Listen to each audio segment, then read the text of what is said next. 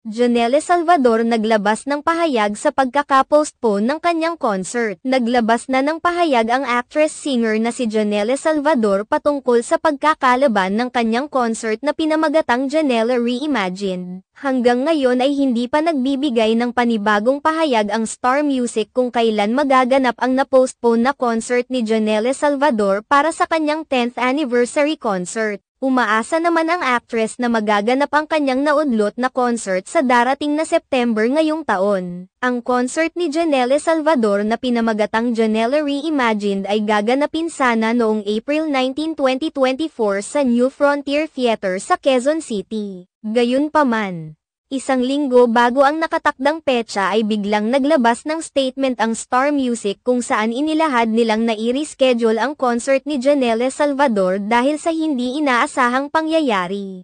Kaagad naman itong umani ng samot-saring komento at reaksyon mula sa mga netizens lalo na't kamakailan lamang ay binabatikos dahil sa pagtanggi nitong magbigay ng sample sa It's Showtime. May mga nagsangkot pa sa anak ni Janelle Salvador sa isyu na labis namang ikinainis ng aktres. Samantala, nagbigay naman ng pahayag si Janelle Salvador kung saan inilahad niyang hindi pa niya alam kung kailan matutuloy ang kanyang naudlot na concert subalit hiniling niya na sana sa September na ito magaganap.